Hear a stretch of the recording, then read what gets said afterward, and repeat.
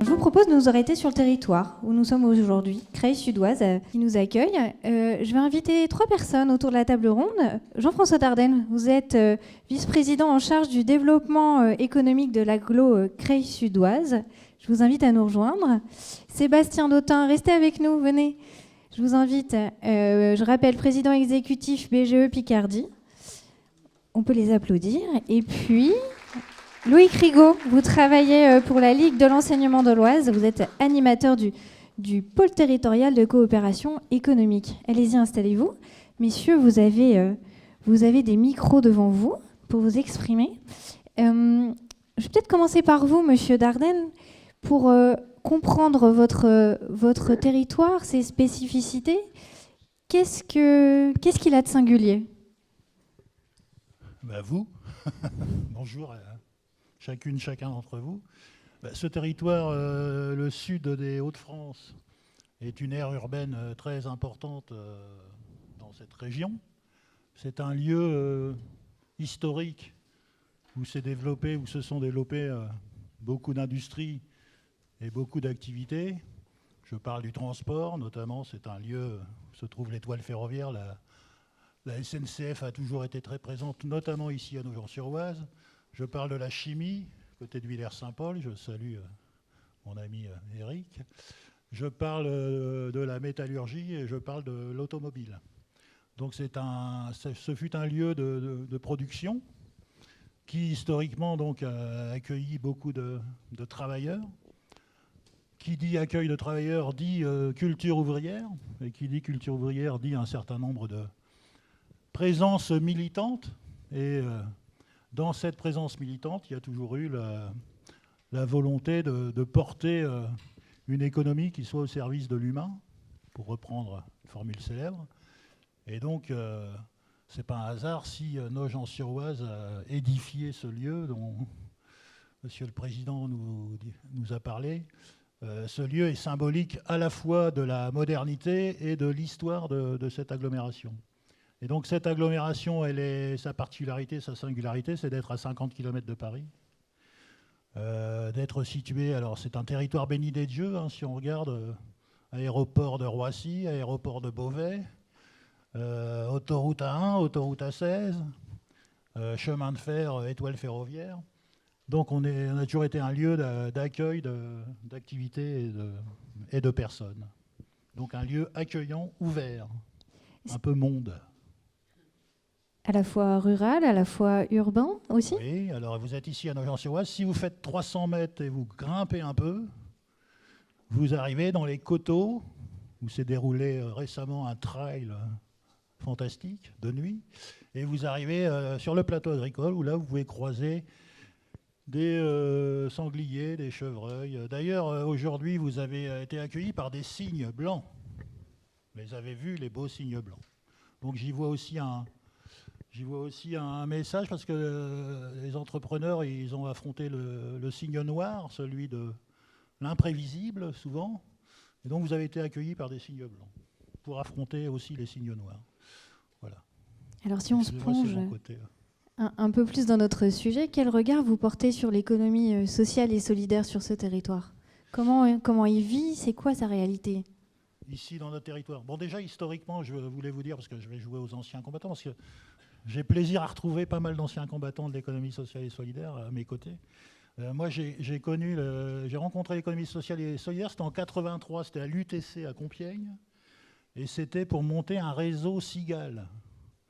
Le réseau Cigale, c'était les clubs d'investissement pour une gestion alternative et locale de l'épargne. Vous imaginez, 1983.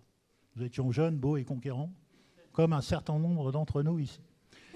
Et donc l'économie sociale et solidaire, je l'ai dit, de par la culture un peu militante qu'il y avait dans ce bassin d'emploi, forcément devait rencontrer tôt ou tard les structures. D'ailleurs, je manque à tous mes devoirs, j'ai oublié de saluer l'État, les représentants de l'État, j'ai oublié de saluer la région des Hauts-de-France, qui est présente également ici aussi, le département peut-être, ainsi que l'ensemble des personnalités qui sont ici. Mais je n'ai pas eu le temps, vous m'avez mis tout de suite dans le vif du sujet. Donc je disais que historiquement ça s'explique et nous avons donc tout naturellement l'économie sociale et solidaire est venue dans les têtes et dans les esprits des décideurs locaux, qu'ils soient des politiques ou qu'ils soient même des personnes issues du milieu économique, voire du milieu syndical et militant. Et donc cette culture-là a commencé alors.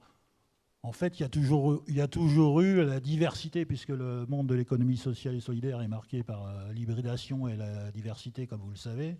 Il y a toujours eu la diversité. Par exemple, il y avait une société d'assurance importante présente sur le bassin, la Massif, qui avait, à travers une fondation, qui a soutenu un certain nombre de projets. Et il y a des projets, alors on a appelé ça ici, c'est pas un hasard, Centre d'affaires et d'innovation sociale. Vous m'interrompez quand vous voulez, parce que je peux faire toute l'après-midi. Non, c'est intéressant, on vous écoute. C'est pas un hasard si on l'appelait innovation sociale, parce qu'évidemment, la marque de l'économie sociale et solidaire, c'est justement l'innovation sociale. Une fois qu'on a dit que le fait d'entreprendre, le fait qui nous réussissait, qui était le fait d'entreprendre, mais qui n'avait rien à voir avec l'argent, que c'était plutôt un homme, une voix, évidemment, on élimine tout de suite le problème du pognon, même si, évidemment, l'argent est le nerf de la guerre. Bon, c'est pas à vous que je vais apprendre ça. On s'est posé les questions essentielles. Quel est le sens qu'on veut donner à nos démarches d'entreprendre, sachant que je considère que ce lieu ici, ce que fait BGE, ce que font l'ensemble des acteurs de l'économie sociale et solidaire sur le territoire, ce qui va bientôt être, Hervé en parlera peut-être, l'accueil là c'est très lié aussi à la formation, à l'éducation, l'accueil du CNAM prochainement sur ce territoire. Tout ça fait que ici on fait j'ose dire qu'on fait ces humanités en risque d'entreprendre. C'est-à-dire qu'on se coltine le risque d'entreprendre. Et ce risque d'entreprendre, il est permis à tous, pas seulement à celui qui a du pognon dans sa poche et qui a décidé qu'un jour il allait créer, mais il est permis aussi à celles et ceux qui veulent donner du sens à leur vie, qui ont envie de s'investir dans un projet qui leur fait plaisir. Et ben, ce risque d'entreprendre-là, cette faculté d'entreprendre-là, elle est permise à tous. Et je crois que c'est ça l'essentiel de ce que je retiens dans l'économie sociale et solidaire.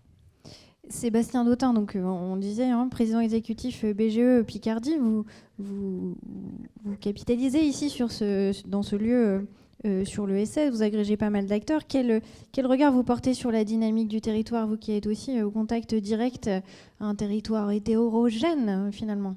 Oui, alors un territoire hétérogène, béni des dieux, comme le dit Jean-François, au sens géographique du terme. Après, c'est un territoire aussi qui a beaucoup souffert.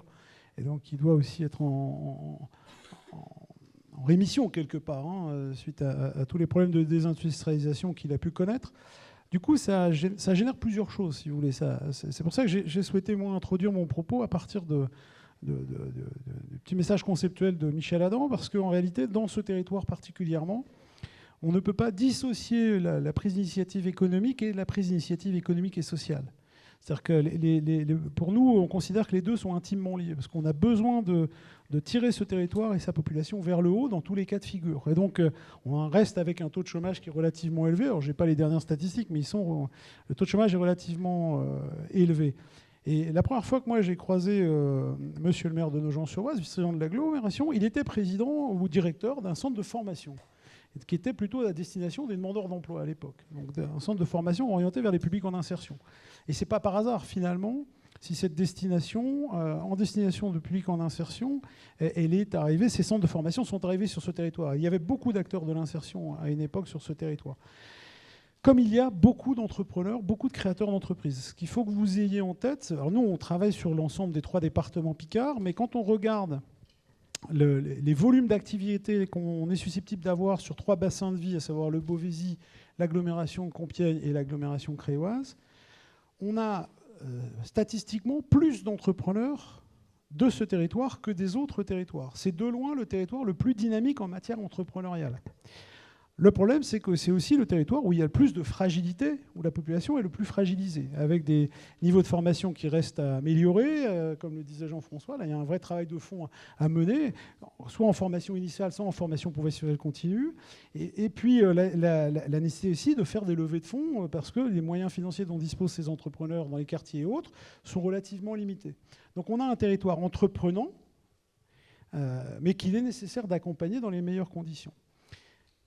Je le disais, il s'est développé aussi beaucoup d'acteurs de l'insertion ces dernières années. Ça fait très longtemps qu'il y a des acteurs de l'insertion sur ce territoire.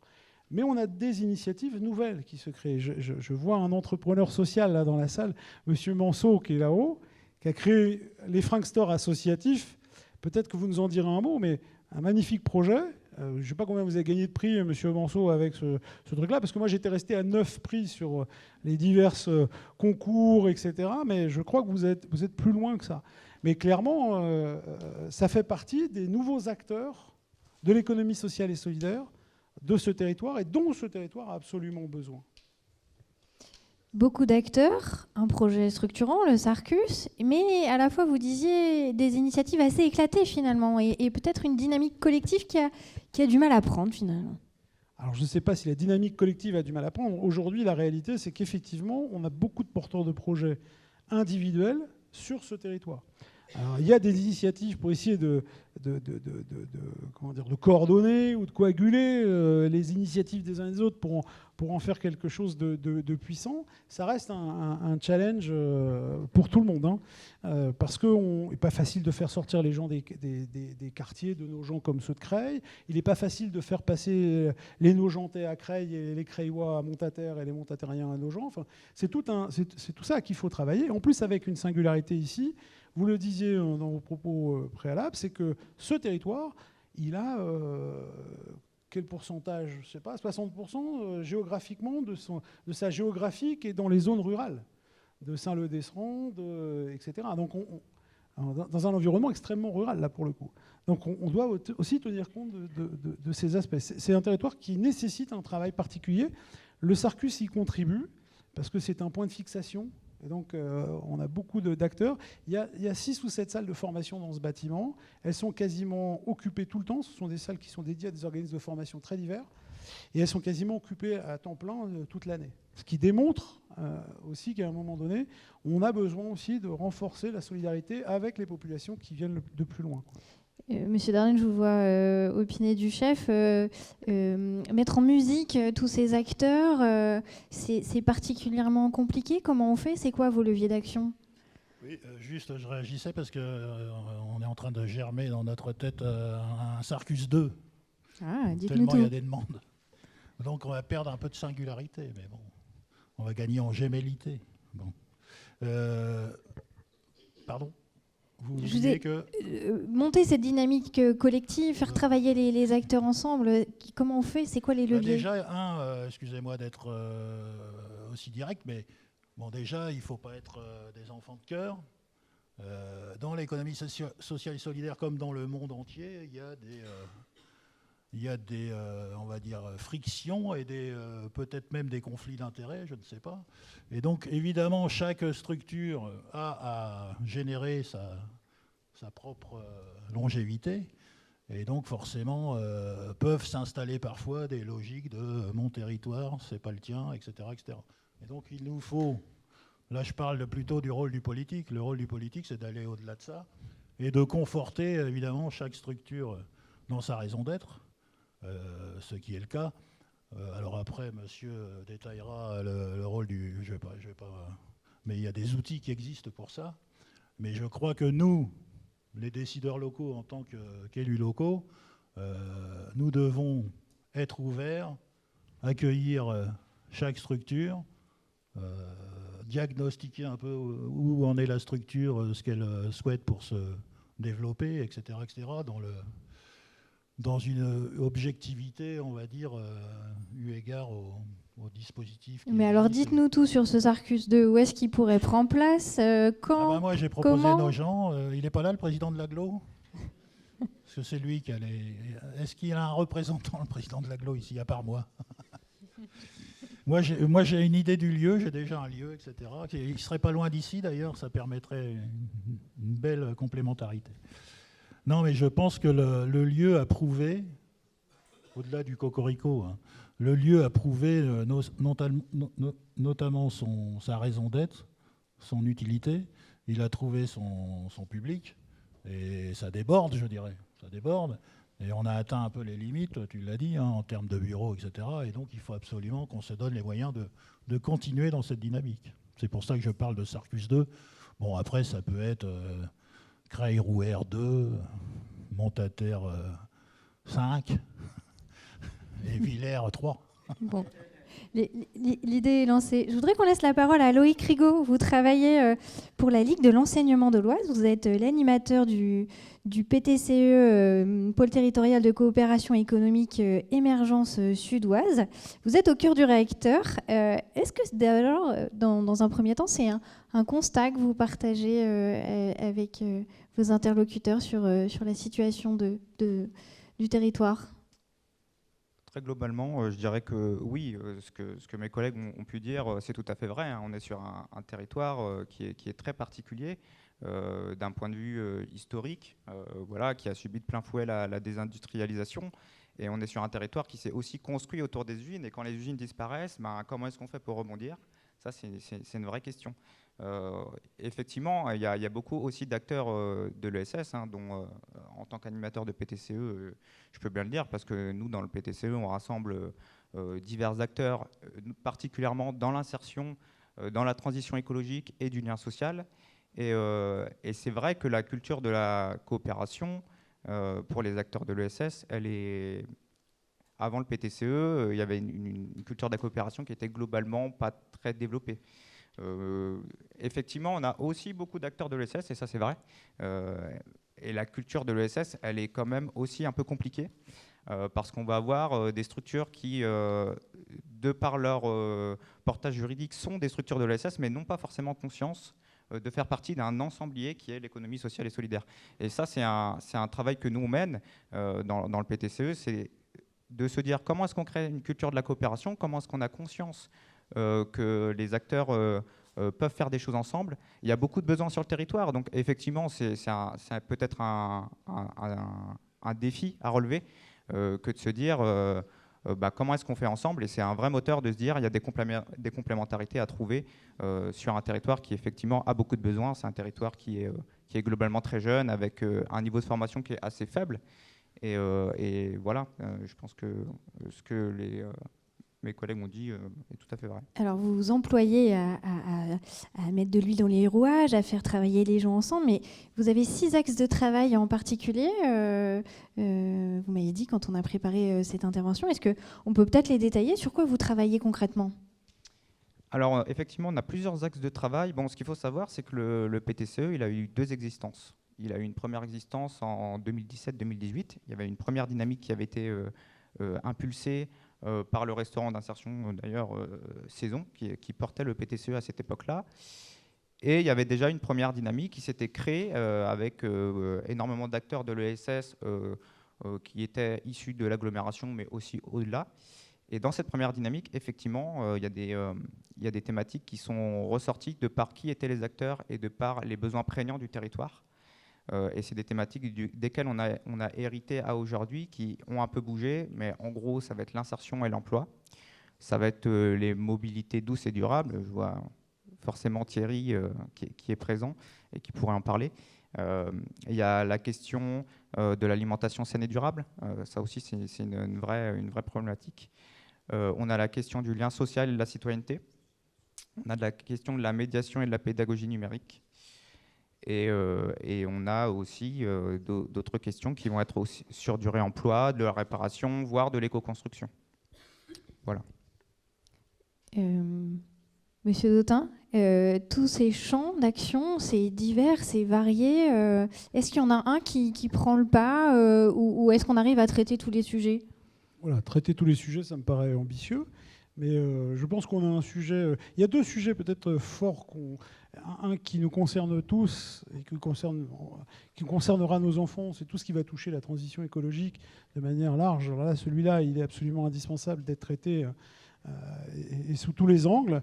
Et y compris nous, BGE, on essaye de s'y employer avec nos petits entrepreneurs, ce qui n'est pas évident, parce qu'ils ont des contraintes d'abord de réalisation de leur activité, de leur chiffre d'affaires, etc., pour pouvoir se payer à la fin du mois. Mais enfin, en tout cas, ça, c'est un enjeu, à mon avis, majeur. Et puis, sur ce territoire en particulier, parce qu'il y a une jeunesse, parce qu'il y a aussi des quartiers populaires, etc., difficiles parfois, je crois qu'effectivement, la relation à la citoyenneté, la relation à l'autre, elle est importante à considérer.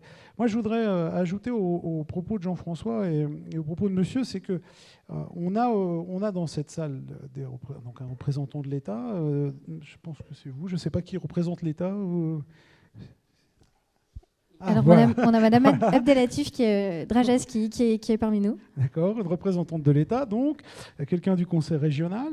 On a le territoire à travers la présence de Jean-François, et puis on a des initiatives privées en réalité, parce que toutes nos associations, nos entreprises d'insertion, quelle que soit leur forme juridique, ou nos SIC, etc., sont à la base des initiatives citoyennes d'individus. Et en fait, je pense que l'enjeu collectivement qu'on a à porter, c'est d'arriver à conjuguer à la fois le souhait de l'État, l'engagement de l'État, l'engagement de la région, l'engagement et la volonté de la collectivité des élus, mais également les logiques citoyennes et individuelles de ces porteurs de projets qui sont ces associations, qui portent ces associations, ces entreprises d'insertion ou ces SIC. Et ça, c'est probablement ce qu'il y a de plus difficile, mais c'est un enjeu majeur, parce que si on arrive à, quand on y réfléchit bien, si on arrive à conjuguer l'aide de la région sur Access, par exemple ici, à conjuguer la maison des entrepreneurs, pardon Pierre, la maison des entrepreneurs pour les petits entrepreneurs, si on arrive à conjuguer ça avec le pôle territorial de coopération économique, les souhaits du territoire qui vont créer éventuellement des bâtiments, etc., ou des locaux comme ça, si on arrive à conjuguer ça, on peut faire monter une mayonnaise absolument fantastique, parce qu'en réalité, aujourd'hui, on a des moyens qui sont disponibles.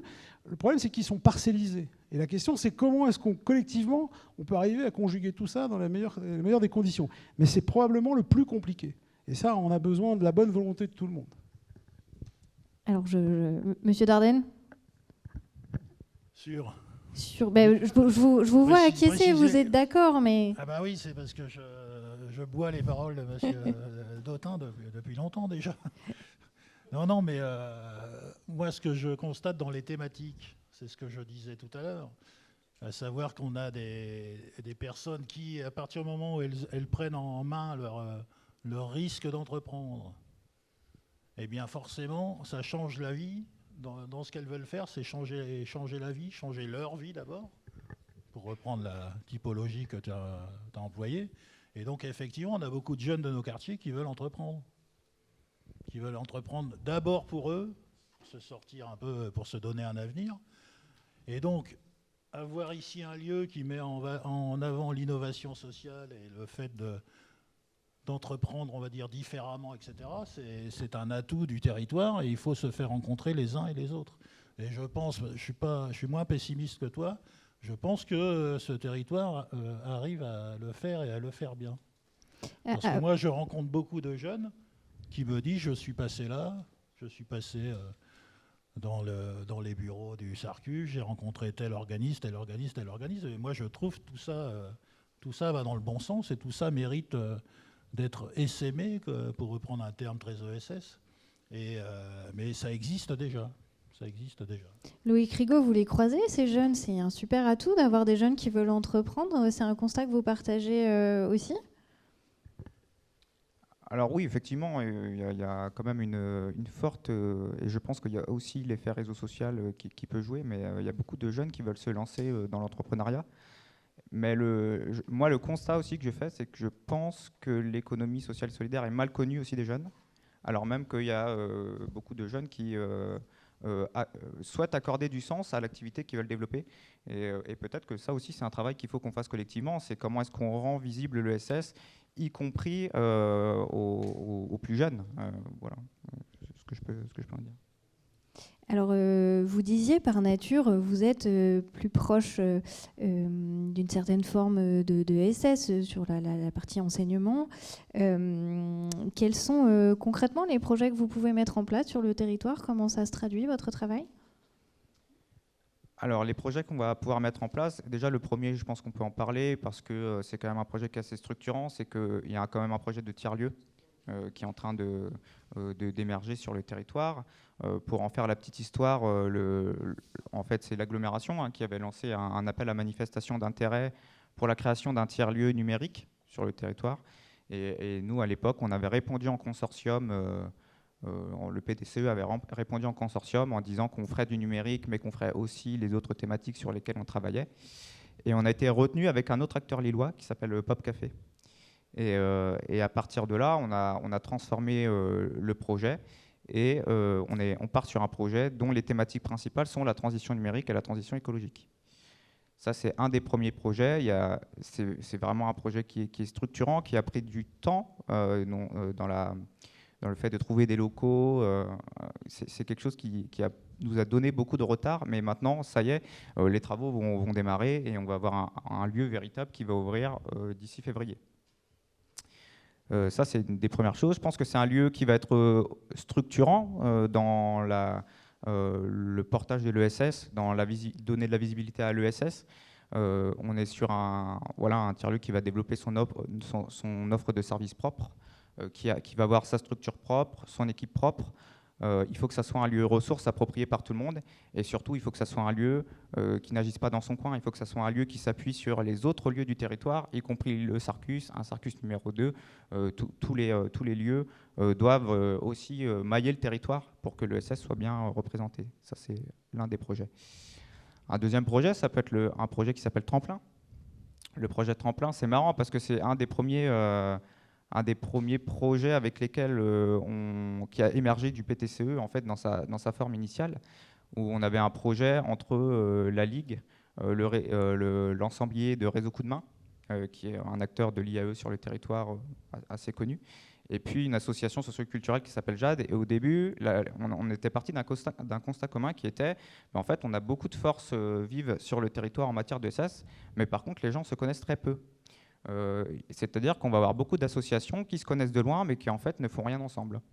Et donc on avait lancé une première expérimentation avec ces deux associations où on avait mutualisé des locaux. En fait, on avait fait une première expérimentation presque de tiers-lieu à Montataire, dans les locaux du village économique. Et au fur et à mesure, au fil de l'eau, en discutant avec les acteurs, le projet s'est transformé. Le projet s'est transformé en un collectif d'acteurs de l'insertion, donc du territoire, donc au sens large. On va retrouver des acteurs qui vont être de la formation, de l'accompagnement, de l'éducation. On va aussi retrouver des entreprises. Et c'est devenu un véritable espace de réflexion collective sur comment est-ce qu'on accompagne les publics en insertion sur le territoire. Comment ça se traduit concrètement ? Ça se traduit par des expérimentations. On a fait des choses du style, on a fait du codev avec des jeunes, du co-développement pour les personnes qui voient un peu quelle méthode c'est. Il s'agit de faire discuter sur des problématiques des gens de divers horizons pour que chacun s'apporte des pistes de solutions différentes. On a fait ça avec des jeunes et des entreprises et des structures de l'insertion. Et ça a plutôt bien marché. Il y a des entreprises qui ont vraiment pris en considération la parole des jeunes. On pourrait aussi parler justement de la question des jeunes et du sens du nouveau rapport au travail, mais ça va me faire partir un peu loin. Ça peut aussi se formaliser sous la forme de commissions de suivi partagées. Ça, c'était aussi une expérimentation qu'on avait fait, c'est-à-dire qu'on va proposer à une structure de l'insertion qui a du mal à trouver des solutions pour certaines personnes de leur public, de rassembler les forces et de dire comment est-ce qu'on trouve des solutions en collectif à ces jeunes qui sont ou en fin de parcours ou qui ont du mal à trouver leur voie. Et après, ça donne aussi lieu à des formes à des projets, véritablement, comme un projet porté par la mission locale, qu'on a accompagné avec José, pour ne pas citer, et qui est un vestiaire solidaire de réemploi, où là, en fait, l'objectif, c'est d'accompagner les jeunes en alternance dans la réalisation de leurs entretiens, avec un accompagnement préalable de la part de la mission locale, et dans laquelle on va permettre aux jeunes de s'habiller, de se vêtir, parce qu'on s'est rendu compte que quand même c'était une problématique, la problématique des vêtements, notamment avec des jeunes qui ne s'habillent pas forcément de manière adéquate. Et donc, on se tire déjà une balle dans le pied, par exemple, quand on va faire son entretien d'embauche. Et donc, il y a une boutique qui va naître de ça, avec des vêtements qui vont être récupérés de la part d'entreprises du territoire textile et qui vont être ensuite donnés à des jeunes en alternance pour pouvoir faire leurs entretiens. Et tous les habits qui n'auront pas été donnés, en tout cas donnés à des jeunes, ils seront donnés à des causes comme Emmaüs, ce genre de choses. Voilà pour Tremplin. Est-ce que vous échangez avec d'autres membres d'autres PTCE? Est-ce qu'on arrive à croiser des bonnes pratiques dans les Hauts-de-France? Est-ce que c'est quelque chose qui se pratique ou c'est quelque chose que vous aimeriez mettre en place peut-être? Alors non, effectivement, nous, on travaille avec d'autres PTCE. Je pense particulièrement au pôle Oise-Ouest, le PTCE du Beauvaisis, et aussi la Maison d'économie solidaire, où en fait on a souvent du lien, et c'est vraiment des acteurs ressources. La Maison d'économie solidaire, c'est l'un des plus anciens PTCE au niveau national, et ils nous apportent vraiment leurs conseils dans la mise en place des choses, les acteurs qu'on pourrait impliquer, la structuration.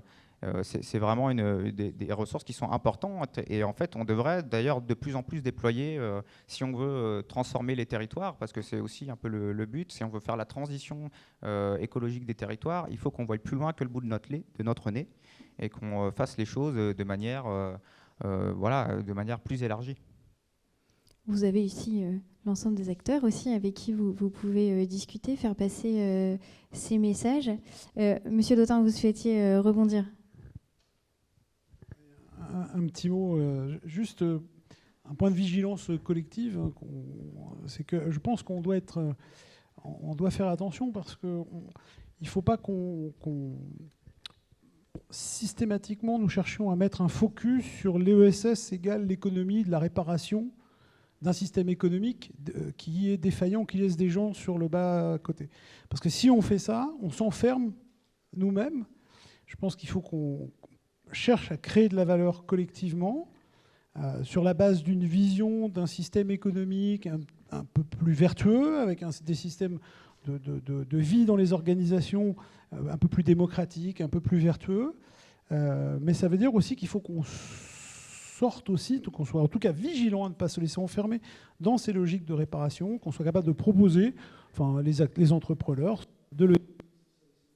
soient capables de proposer, de créer des entreprises avec une vision dynamique, etc., et non pas systématiquement repliée sur la réparation. Ça, c'est vraiment absolument fondamental, et surtout si on veut travailler avec les plus jeunes, parce qu'en réalité, les entreprises d'insertion, les acteurs comme BGE et plein d'autres, nous sommes le fruit de la désindustrialisation, nous sommes le fruit du chômage de masse qui est arrivé à la fin des années 70. Et on est né comme ça. Et on est né dans cette logique-là, avec l'idée qu'on allait créer des entreprises d'insertion, on allait créer des associations intermédiaires, on allait créer des boutiques de gestion pour accompagner des chômeurs afin qu'ils créent des entreprises, dans ce contexte économique et social de l'époque. Sauf que c'était il y a 40 ans. Et donc on doit aujourd'hui penser l'entrepreneuriat social et solidaire, et la création d'activités de l'entrepreneuriat social et solidaire avec des logiques d'aller de l'avant, et pas simplement sur ces logiques de lutte contre le chômage, etc., etc. C'est fondamental si on veut attirer les jeunes et si on veut leur permettre de se projeter. C'est un enjeu d'attractivité des métiers aussi de vos entreprises, finalement. J'enseigne à l'université depuis plus de 12 ans. J'ai jamais vu autant de jeunes auto-entrepreneurs en master. J'ai que des étudiants de 4e et de 5e année. Il y en a, alors que je ne suis pas dans une filière où, a priori, ils sont là pour créer des entreprises, il y en a partout des auto-entrepreneurs. Moi, j'aborde la question de la création d'entreprises, parce que j'interviens pour partie sur ça, à partir du bouquin de Michel Adam. J'adore ce bouquin-là, et je travaille à partir de ça. En réalité, quand on leur explique qu'on peut créer une auto-entreprise, c'est une chose, mais qu'on peut aussi réfléchir à des systèmes un peu différents autour d'une autour de je ne sais quoi, et qu'on peut mélanger les visions, les trucs, on les met en dynamique autrement. Et ça, c'est fondamental. Et il y a plein d'initiatives individuelles qui pourraient se pratiquer de manière collective. Encore faut-il qu'on leur propose quelque chose, nous-mêmes, là, les acteurs de l'ESS, qu'on soit capable de leur proposer quelque chose qui leur donne envie, et pas simplement de traiter toute la misère du monde. Ça, c'est fondamental. envie, attractivité. Moi, ce que je retiens, c'est qu'il n'y a pas de crise de l'engagement, c'est que les gens sont mobilisés surtout. Et vous avez beaucoup d'atouts, vous avez des jeunes qui veulent sortir des quartiers, vous l'avez dit, c'est hyper réjouissant. Oui, on a l'air épanoui. Est-ce que c'est réjouissant? Oui, alors moi Mais si, parce que vous m'avez dit, on est sur un territoire qui se bat. Oui, c'est important. Ce territoire se bat, c'est évident. Les jeunes veulent s'en sortir, c'est sûr. Maintenant, nous, on est un acteur de l'entrepreneuriat, BGE Picardie, et je fais passer le message à la représentante de l'État qui est là, ou au conseil régional qui est avec nous, en tout cas aux élus et aux hommes politiques, M. Roberti notamment. Moi, je le dis, on ne peut pas continuer. Le développement de l'entrepreneuriat comme il se fait depuis quelques années, ça ne peut pas continuer comme ça. 1 72 000 immatriculations l'année dernière, plus de 60% de ces immatriculations des auto-entrepreneurs, et dont une énorme majorité qui ne fait pas plus de 500 € par mois. Les gens ne mangent pas avec ça. Il y a un miroir aux alettes qui s'est créé ces dernières années. L'entrepreneuriat, pour une partie de cette population, est devenu une trappe à pauvreté, donc soyons hyper vigilants, quoi. Oui, et nous, acteurs de l'entrepreneuriat, on en discute. C'est un des enjeux qu'on porte avec le conseil régional, avec Pierre. Il faut que nos entrepreneurs, ceux qu'on accompagne, doivent gagner leur vie, c'est essentiel. Donc il y a plein de gens qui veulent prendre des initiatives. Maintenant, il faut qu'on arrive à les amener dans un contexte, à la fois en termes de logique, de philosophie de projet, etc., mais aussi pour les amener à la fin à gagner leur vie correctement. Voilà. Oui, il y a les et en tenant compte d'autres problématiques maintenant, notamment la transition écologique, cet aspect-là est absolument fondamental. Dont on va parler tout à l'heure. On a peut-être quelques minutes. Est-ce qu'il y a des gens dans la salle qui souhaiteraient poser des questions? Un micro peut tourner, hein. Les acteurs sont là pour vous répondre. Sur une prise d'initiative locale. Louis Crigot, la transition écologique, vous l'avez dit à demi-mot, c'est important. Est-ce que c'est quelque chose qui est ancré? Est-ce que ça commence à s'imposer aussi aux acteurs de l'ESS? Comment vous percevez cette thématique? Déjà, je pense qu'il y a une vraie volonté de changement. On l'a dit juste avant, on est sur un territoire qui est effectivement sinistré, mais pour autant, il ne faut pas être misérabiliste. Hein. On a quand même beaucoup de ressources sur le territoire, et notamment des acteurs qui agissent sur la transition écologique, sur des thématiques diverses et variées. Hein. J'ai pu en citer voilà, la question des mobilités, la question de l'alimentation, la question du textile. Le PTCE, c'est aussi comment est-ce qu'on se transforme. On veut transformer le territoire, on veut développer une économie locale qui est plus durable et qui est plus solidaire. Il y a aussi cette question de comment est-ce qu'on se transforme, nous, en tant qu'organisation, à l'intérieur de ça. Je pense que oui, la transition écologique, elle commence à gagner les mœurs de chacun. Et en tout cas, c'est le constat que moi je peux faire quand je discute avec les acteurs du PTCE. Il y a vraiment une prise en compte qui tend à se globaliser. Et de toute façon, il faut. Hein, la transition écologique, elle sera systémique. Elle passe par l'ensemble du système, elle passe par les acteurs, elle passe par les pratiques, elle passe par le local, elle passe par le global.